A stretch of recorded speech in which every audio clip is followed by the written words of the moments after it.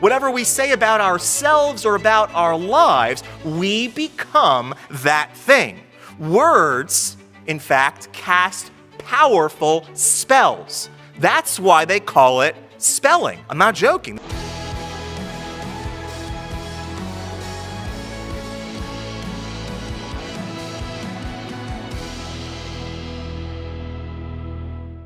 The very first thing that we have to know and acknowledge is that we have purpose, that every human being has a purpose in this world because every human being is created in the image of God.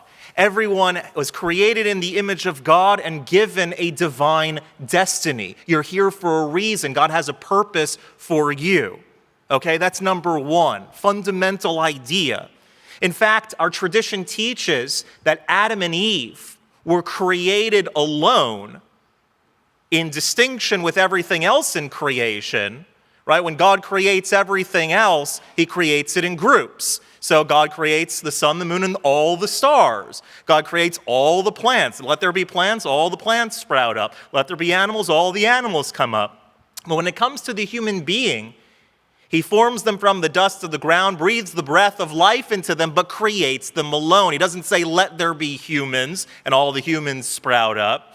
Humans were created alone. And the reason that human beings were created alone is to hint at the uniqueness that every individual has. That everyone is worthy of saying to themselves that this entire world was created for me. That there's something that I can offer to the world that nobody else who's alive today or ever been alive or ever will be alive is able to contribute.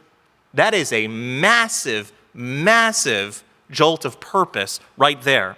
And so we all have purpose because we're created by a purposeful being who gave us each direction in our lives. And so the starting point of recognizing our purpose always has to be knowing who you are and who you belong to.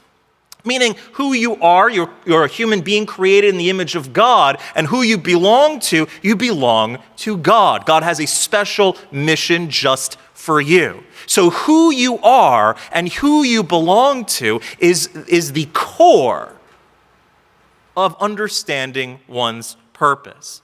In fact, every Shabbat, we're given the opportunity to remind ourselves who we are and who we belong to. We can get distracted through the course of the week, but Shabbat has the same letters as the word tashev, which means to return. It's an opportunity to, despite whatever distractions and involvements you were in during the week, it's your opportunity to return to the self. Remember who you are and who you belong to. Now, a person might ask themselves, how can I reclaim myself? I've been distracted and involved in so many things this week, this month, this year. My life seems very overwhelming. How is it that I can reclaim myself and understand once again, remind myself once again who I am and who I belong to?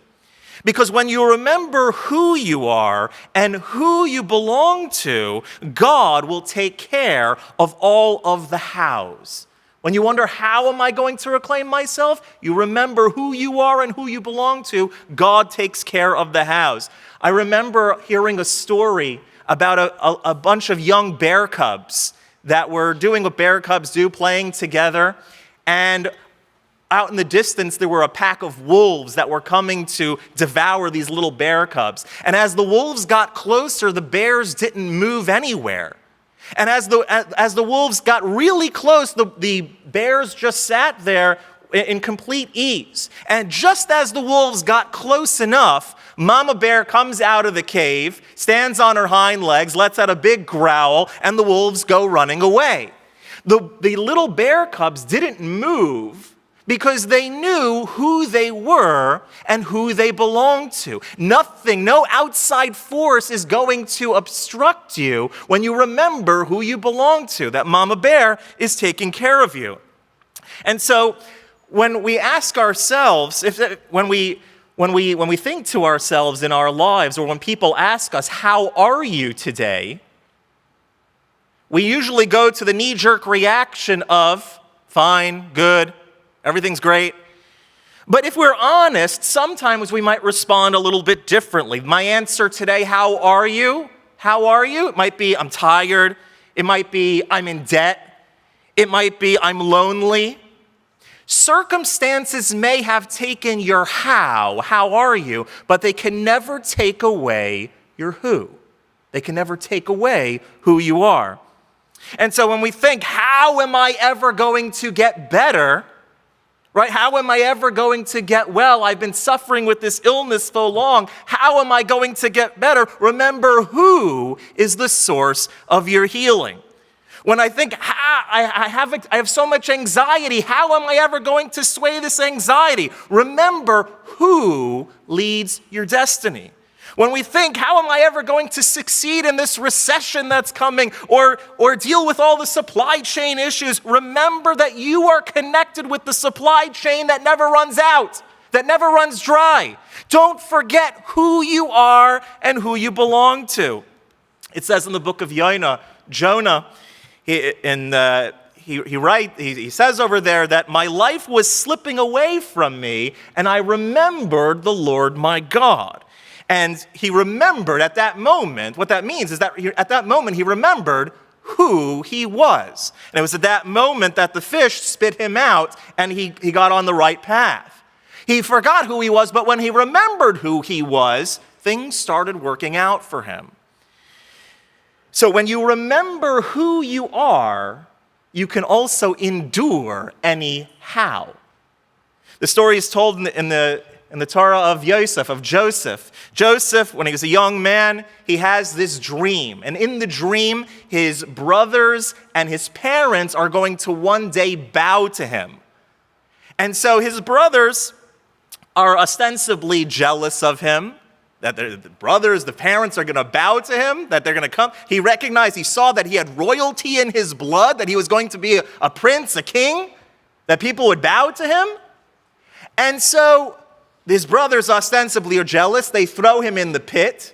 From the pit, he's sold into slavery. He winds up in Egypt. Then when he's in Egypt, he's falsely accused of wrongdoing and sent to prison for many years. And as he's sitting in the prison, as he's sitting in the dungeon, then he translates Pharaoh's dream, and he's made the prince, vice pharaoh of all of Egypt. You see, his dream, his destiny all came out to fruition. He became royalty, and eventually his brothers did come and bow to him. And throughout Joseph's life, the thing that kept him strong was always remembering who he was. He's a prince. He has royal blood. And if he's a prince whether he's in the pit, whether he's in the prison, or whether he's in the palace. He always will be a prince, and he can endure anyhow when he remembers the who. When you remember who you are, a child of God, royalty in your veins, you remember, you can deal with anyhow. And so why is it that if I'm a child of God and I have a divine destiny, why is it that we sometimes forget? We go in the wrong direction, we get misled, we go down the wrong path. What makes us forget is three things.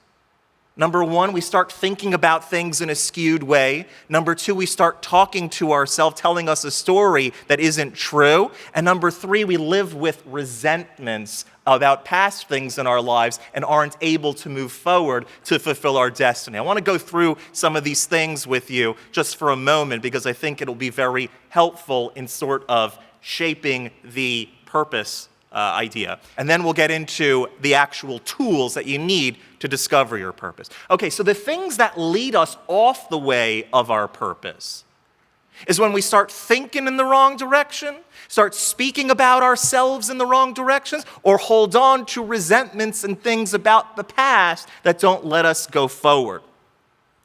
So we think about the wrong things. We're all professional worriers. Our society is filled with professional worries. We have an epidemic of anxiety in our world. Now, you ever realize that anxiety, that worry, is meditation just in the wrong direction. Right? You're always thinking about it. It's the way you process the world, just in the wrong direction. So the way that we view things, the way that things are going on the inside, when we remember who we are, if we look at things in a skewed way on the inside, we start looking at the world at large in a skewed way as well. I remember this beautiful story of this couple in the 1950s they were in their house and they noticed that they had some new neighbors. And so the wife in the family was sitting by the kitchen window looking out to her new neighbors, and she sees something very peculiar. She sees her new neighbor, the new woman next door, is hanging out clothes on the clothesline. But the thing that she notices was that when this woman is hanging at the clothing that she's hanging up is all dirty clothing. And so this woman thinks to herself, what kind of new neighbors do I have over here?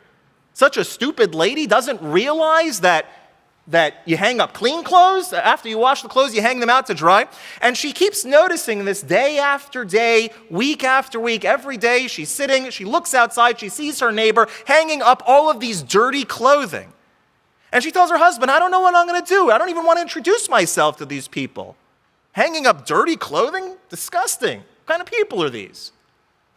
After a few more days go by, she notices when she's looking out the window, her new neighbor is finally hanging out clean clothing.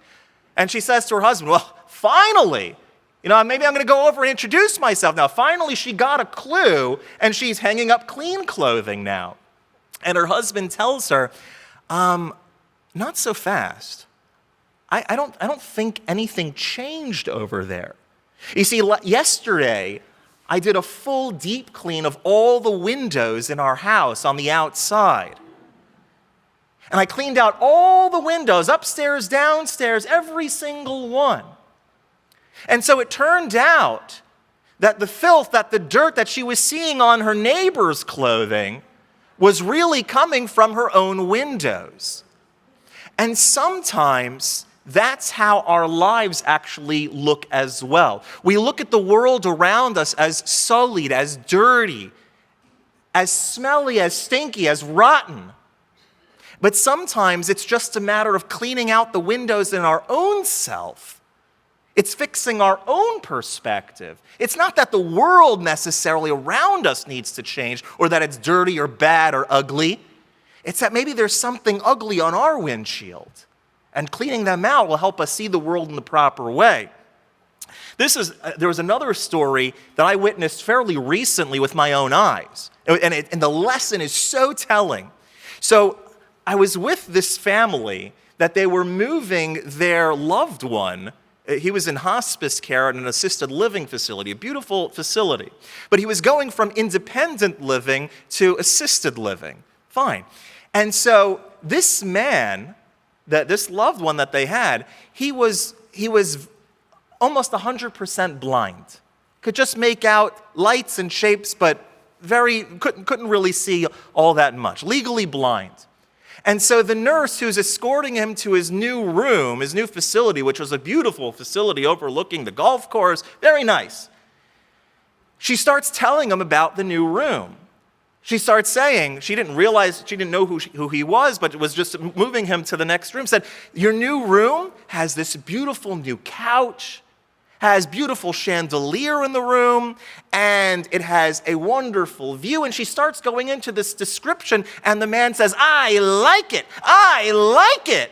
And so the nurse says, wait, don't say you like it yet. You got to see it first.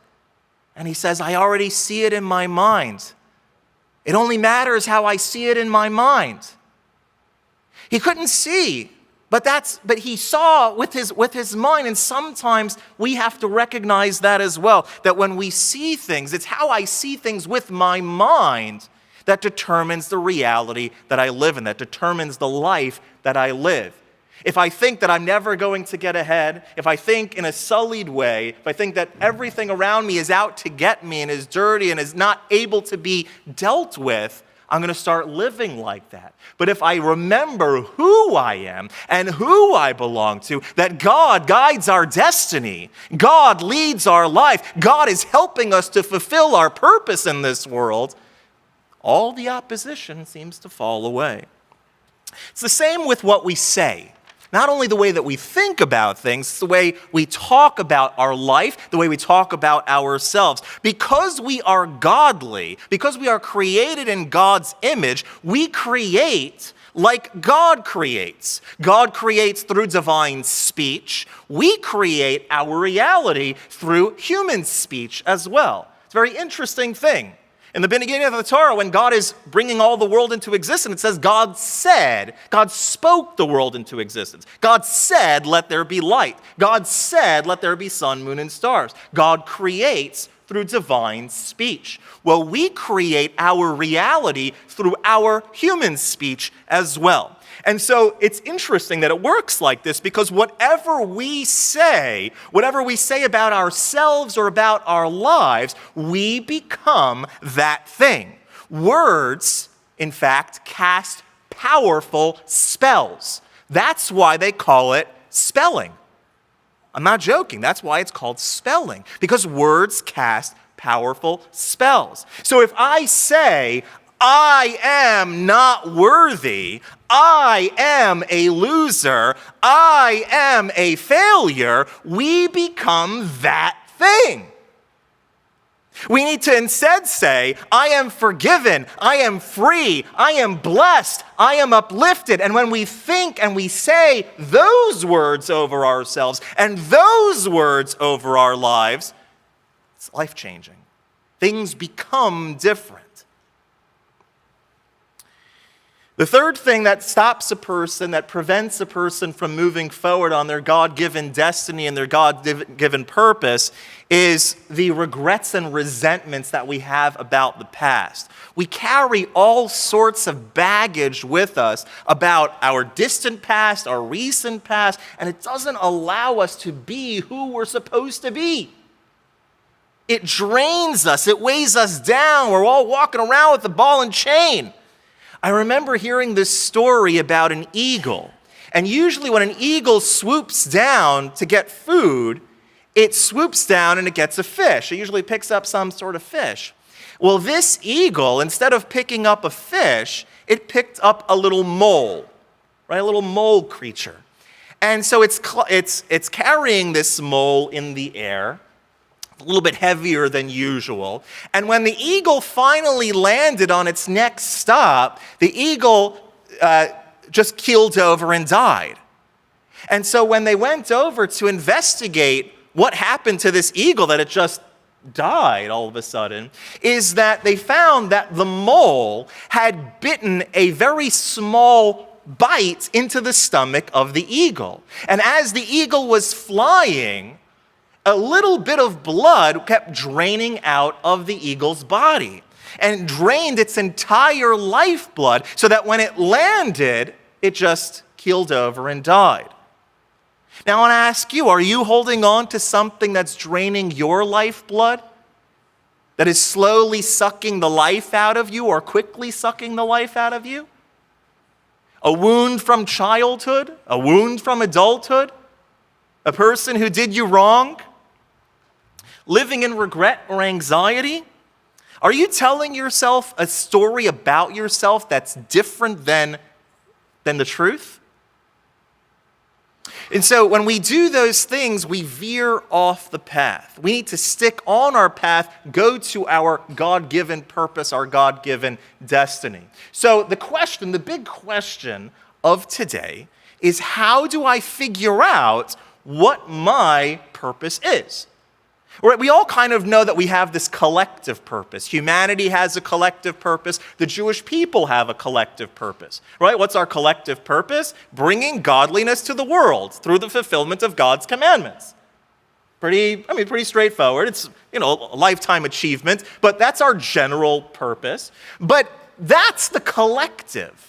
That's what everybody's working on. But everyone has their own part, their own piece of the puzzle of how they fit into that grand picture.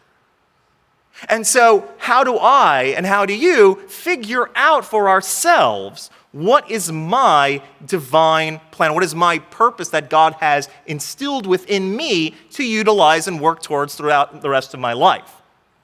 I'm going to give you the tools. It used to be in the days of the prophets that you could just go to the prophet. The prophet would tell you, come, my son, and he would give you a whole rundown of your soul, what exactly you're put here for. But in the days of nowadays, where we don't have prophets running around, how can I and how can we look in ourselves and find what is the purpose in which God put us here for? So I'm going to give you 4 tools from our tradition, which are really 5. The 5 is like the last one. It's a little secret one. We'll do that at the end. The 4 tools. First things first. And this works particularly well if you make it into a Venn diagram. Because if you make it into a Venn diagram, what comes in the center is purpose. Now, it's not necessarily that everyone is going to walk out of here knowing exactly what their purpose is, but everyone will walk out of here knowing how to figure it out. Okay? Sound like fun? So far, so good? All right. The very first thing in a person assessing their purpose is figuring out, what are my talents? First thing has to deal with talents. What are your talents? Now, I know what happens. A lot of people, when you ask them, what are your talents? What do they say? I don't know. Right? I'm not really good at anything. Well, the reason that people oftentimes overlook their talents is because they're looking in the wrong direction. What I mean by that is usually when we think of talent, what do you think of? Talent show. So if you can't dance and you can't sing and you can't juggle or something that you can enter into a talent show over, what happens? I don't have any talent. But that's preposterous because God gives every single human being abilities that set them aside, that set them apart from everybody else. So everyone has talents. And I think sometimes we don't give ourselves the credibility that we deserve when it comes to our talents, because even subtle things set you apart. Even subtle things are talents that you might have that set you apart from others, that make you unique, that are part of your unique path. And so, for example, something like having a sense of humor, right? That's a talent. Being a good listener, especially nowadays, right? We live in a world that is so distracted. Being able to give someone your attention is a true gift. And so, being a good listener, anyone in this room, you can think to yourself, if you are a good listener, probably somebody tell you, you're such a good listener. And you thought to yourself, I didn't do anything, I just listened. Right? But you were actually engaged, you were actively listening. It meant something to the person. And so sometimes we think the people who have that particular talent, they don't look at it as anything that's particularly special. They think to themselves, well, everybody can do that. Sense of humor, everyone's got that. Good listener, everyone can do that. No, these are unique talents that have been deposited with you. These are things that God has given you in order to fulfill your particular purpose. In fact, even in secular parlance, what do we call them if somebody's talented? You have a gift. Well, who's that gift from? It's the who. Who gave you the gift? So when you have this gift, when you have this talent, that's a part of your purpose. It's a part of your mission. A bunch of years ago, I went to the bank to make a deposit. It was a rare occasion. And I was with my little girl, Peril, who's now 8 years old. She was 3 or 4 years old at the time. And so we were standing in line. She was holding my hand. And she said to me, because we were in this line, everyone's going and giving to the bank teller their money. And Peril says to me, wow, the bank teller must be the richest person in the whole world, because all day long, people are standing in line and just handing them money and they just putting it away. And so I explained to her that no. The bank teller's job is not to take the money and just use it for themselves. The bank teller allocates it to the proper place. And the truth is, if they don't allocate it properly, if they're given this money and they don't put it where it's supposed to go, they're penalized for that. It's the same thing with God. God gave you these gifts. God gave you these talents in order to utilize for your individual purpose. Now, your individual purpose is also part of that collective purpose about bringing godliness out to the world, right? Making this world a more godly and good place. But you each individually, we, all of us have this particular way of manifesting that. And so when it comes to that, God gave you this gift in order to do. God deposited with you as the bank teller. You're supposed to distribute it, allocate it, and utilize it for the proper purpose. And if you just squander it, we're missing the point. We missed the opportunity. God handed us a gift. God gave us these abilities. He gave us this nature of whatever. He gave us this nurture, this environment that would grow those abilities. And what did we do with it? So the first thing in the purpose, recognizing your talents. What's the second thing?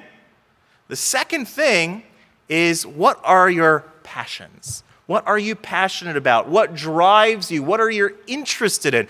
What if you had all the money in the world and everything was taken care of for you? What cause, what direction, what type of engagement with the world would you want to be doing? Now, if you had all the money in the world, probably, 6 months of just like taking a nice vacation around the world would be pretty nice. But after that, what happens? What do you do? What direction, what drives you? What is important to you? Where do you find meaning? Naturally.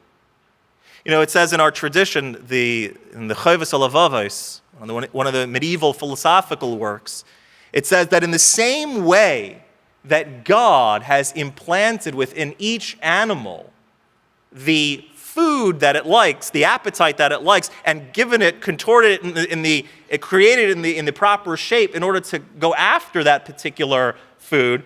Same thing, God with us. So, like for example, the giraffe has a particular appetite to the leaves that are on top of the trees, and so God fashions the giraffe with a long neck to be able to get those particular things that it has an appetite for. And the same thing with us. If you have a drive for something, if there is a cause, if there's a direction, if there's something meaningful that you find fulfillment in, that you are driven towards, that you are inspired by, that you wake up early to read about, that is a part of your purpose. That's your passion. That's a part of your purpose. That drive is there for a reason.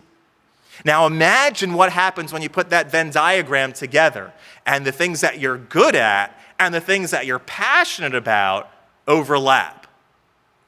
There's power over there. There's power because you're never going to run out of energy for it. Why? Because you're good at it, and so you're going to like doing it, and you're passionate about it, so you're going to like doing it. And so you can wake up every day and do it all day, every day, not necessarily as your occupation, but that's the direction that you have. That's the scope in which you see the world, in which you invest yourself and your time and your energy. That's powerful. Now, when we add these last two bits of the Venn diagram, we're going to really see how it all comes together. The third thing, right? So we have talents, we have passions. The third thing is when we incorporate experience, your unique life experiences. There are certain things that have happened to you or that you've experienced or that have been a part of your life for the good or for the opposite that shape who you are, that give you a special sort of experiential knowledge. There's a certain value that comes from experiential knowledge, right? Would any of us in this room ever go to a doctor that only took written tests, that never spent any time in residency, has no experience? Why? They got straight A's on all of the tests that they took, right? And they played Operation since they're 5 years old.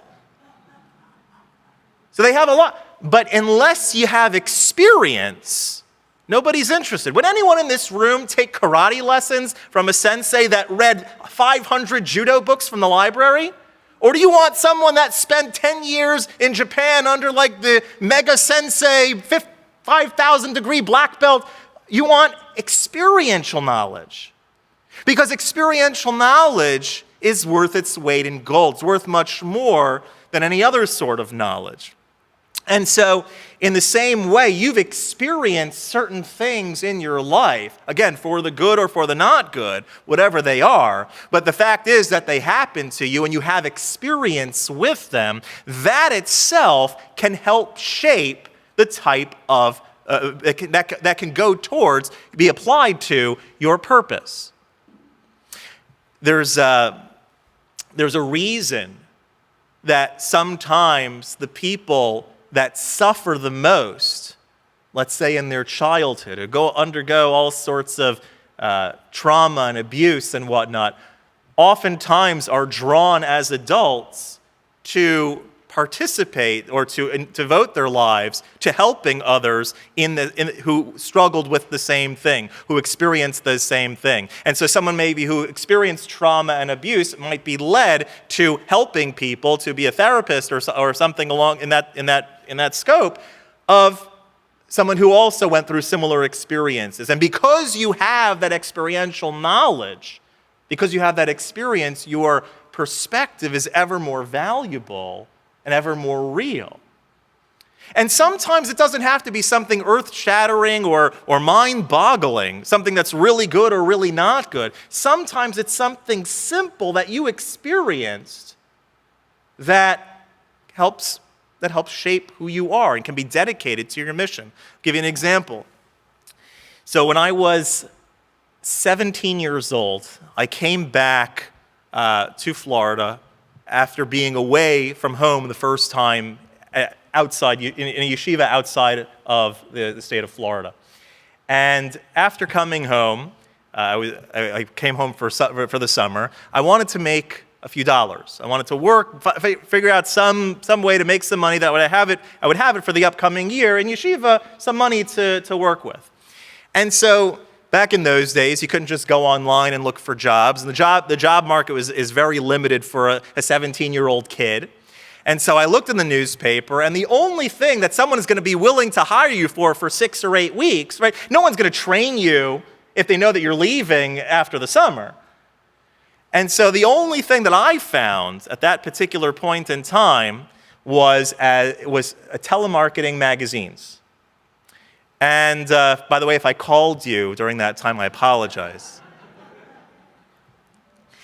It was, and there's nothing wrong with that particular line of work, but it wasn't something that really fit in the scope of what I was kind of dealing with at that time. I was in rabbinical school. I was very happy, very excited to be embracing these studies and learning all sorts of meaningful and deep things throughout the course, all day, every day. And so it was quite a contrast coming back in the summer and like not only being in that environment, but like selling magazines. Right? And there was this whole gimmick, the whole thing. Like if you sell a weekly magazine, they get 2 monthly magazines. It was the whole thing.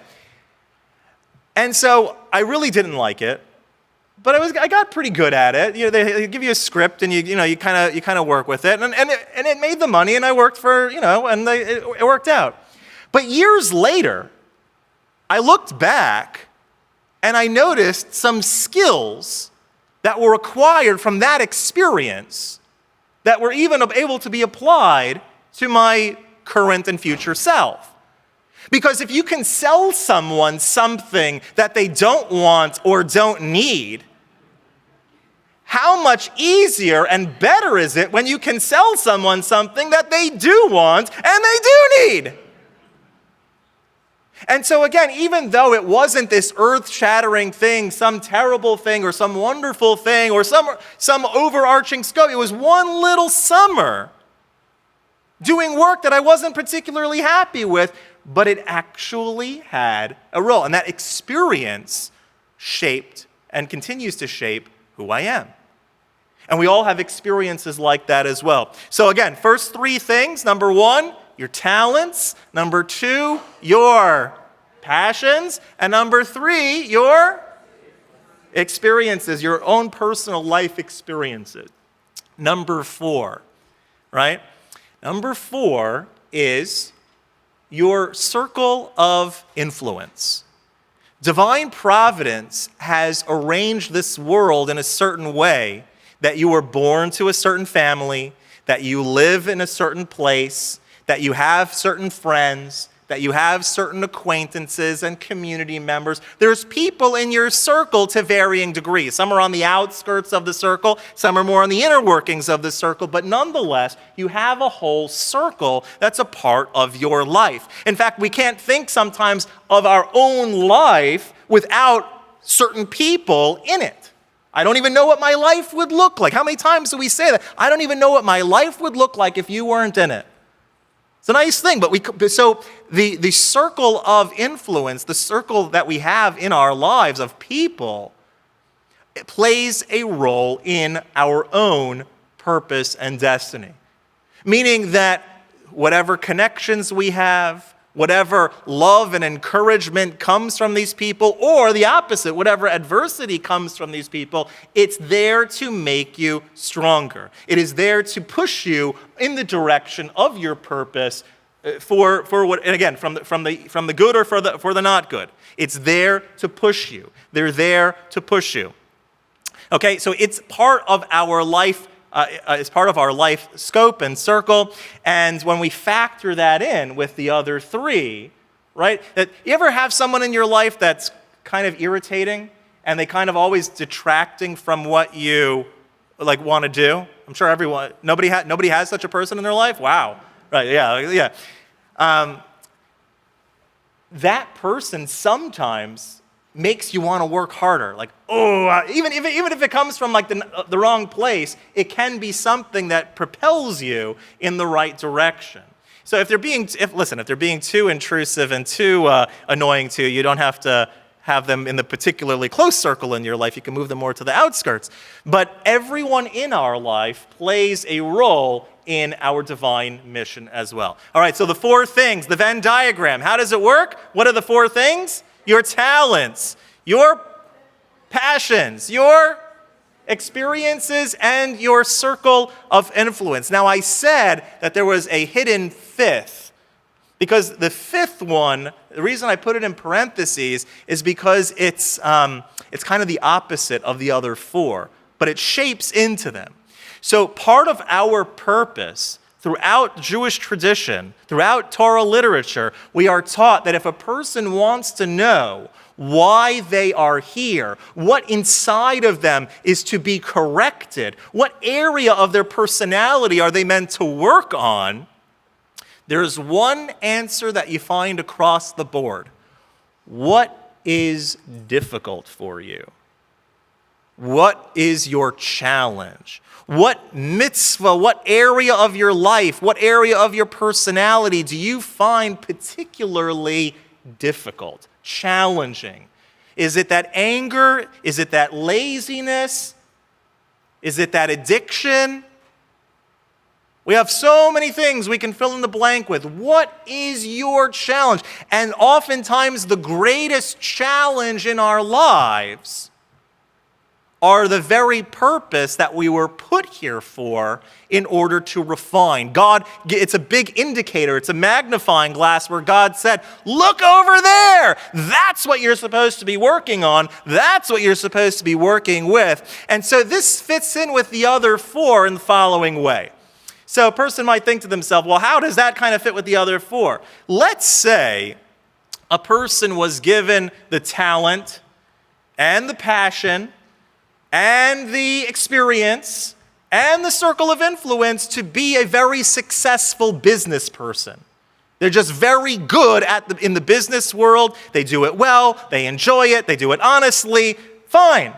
But deep down inside, they are very, very stingy. And so what Hashem is teaching us is that I've given you the tools for the other four to make a success of yourself financially in order to balance out the challenge that I've given you of not wanting to give generously. And so the fifth element is parenthetical because it's sort of the application of the other four. The four help us to develop what areas I go in to figure out my individual purpose. The fifth is sort of the channel in which we can direct that within ourselves. How do you refine yourself when dealing with that in particular thing? Now, so far so good. So far so good? So these are the tools. Again, I don't expect anyone to walk out of here knowing exactly what their life purpose is, but focusing in on those 4 tools in the Venn diagram, your purpose will emerge. It will emerge. It might take some reflection. It might take some meditation. It might take some interaction with a friend or a coach, but it is there. It is found within these parameters. That's where our individual purpose lies. And so we have to make sure when we figure it out, we get in line with who we are as individuals and what our purpose is as individuals, that we don't allow ourselves to get distracted by the riffraff that comes about with life and start thinking that we're not supposed to go on this path, that start telling us a story about ourselves that isn't true about our path, about holding on to things that aren't letting us move in our path. Don't tell yourself a story about yourself that isn't true. We find even in our tradition, we find even the greatest of our leaders at times fell prey to telling themselves a story about themselves that wasn't true. And God had to step in and remind them, don't forget who you are and who you belong to. Abraham is told by God, you're going to have a son, Isaac. You're going to have a son with Sarah in your old age. His name's going to be Isaac. It's going to be wonderful. Abraham says, how am I going to have a son? We're so old. How's that going to happen? And it says even that Abraham was an astrologer, and he looked in the stars and he says, how am I going to have a son? It's not in my stars. And so God responds to him, who put the stars there in the first place? In the same way you see Jupiter over there, I'm going to put Jupiter over there. Don't ask how, remember the who. Moses, he confronts God at the burning bush. God says, you're going to take these people who have been enslaved for so many years. You're going to take them out of Egypt. You're going to bring plagues. You're going to bring them, you're going to be the leader that lead them out into freedom. He says, how am I going to do that? I'm a stutterer. God says, who is the one that appoints leaders? Who is the one that gives you the power of leadership? Don't forget the who. When you remember the who, the hows fall in place. The Israelites, when they're being chased by the Egyptian army and they find themselves at the Red Sea, or when they get the bad report back from the spies after coming into the land of Israel, they say, how are we going to fight the Egyptians? How are we going to fight the 7 Canaanite nations in Israel? How are we going to do it? Let's just give up. What does God say? Who is the one that fights your battles? Who? When we remember the who, when you remember who you are and who you belong to, the hows fall into place.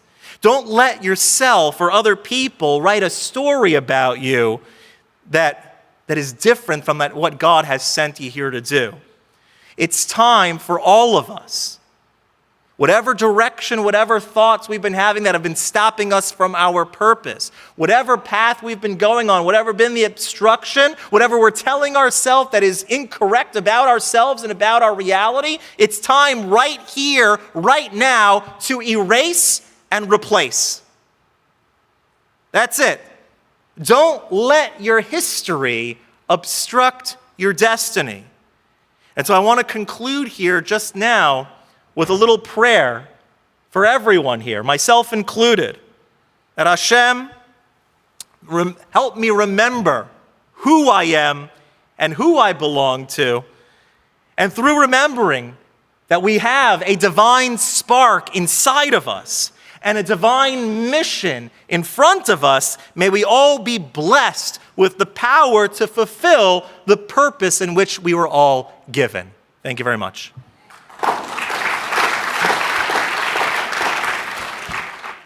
Hello. Hi. I'd like to know who's the best qualified person to know who you are. Is that yourself, your wife, your friends? Who's the best? Well, I mean, ultimately, it's you. However, because there are people in our lives that are a part of our lives who have a more sometimes objective view of things, an outside view, sometimes they can kind of help you, give you some food for thought that's useful, that you can look within and see if that kind of resonates. So you are ultimately the final say. You know yourself best and whatnot, but sometimes to sort of like find the thing is a spouse, as a friend, as someone else in your sphere. So the question was, what if you have a lot of interests and it's hard to sort of pick one? So you're allowed to have lots of interests. I have lots of interests as well.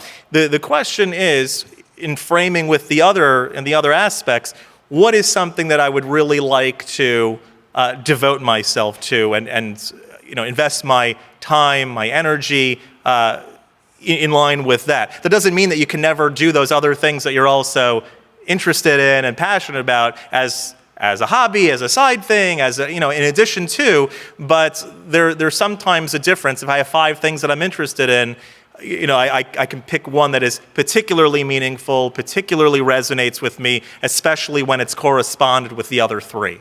The question is, let's say you've done something a certain way for a certain amount of time, and you want to sort of shift gears, or you're at a different stage in life, and you want to figure out where you're supposed to be at in your life right now. Yeah, this tool can be used. Some people use it, every stage of life. So there's a different stage of life from when a person goes from single to married, when a person goes from married to children, when a person goes from children to grandchildren and retiring and so forth. There are different stages of life, and a person can always sort of reassess what they're meant to be doing in the here and the now with these particular tools. The question is, how do we thin out the distracting noise in our circle of influence? So if the person is extraordinarily toxic in a person's life, we're not going to address that, because that might, again, depending on the scenario, might mean you need to keep really arm's length or further than arm's length, foot length. But typically speaking, there's a way that we sort of operate in that way organically anyway. When someone shows their true colors, don't try to repaint it for them. And what I mean by that is, if you know who are the people that check in on you, that say that really show their care, even when you don't really need it. And then you have the opposite. The people that really aren't there, even when you really do need it. And so I think organically we kind of shift perspectives. Don't keep relying on somebody who doesn't have a very good track record of being reliable. Don't count on emotional support or encouragement from someone who doesn't have a very strong record in doing that in your life. And I think we kind of shift, a person can be at one point a very good friend and move to friend and then move to acquaintance, and vice versa. It's a constant shift of where people are at in our sphere.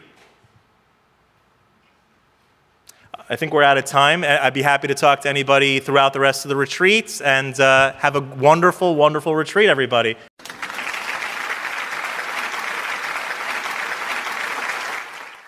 The Rohr Jewish Learning Institute has the largest collection of Jewish media online. Hit subscribe for more.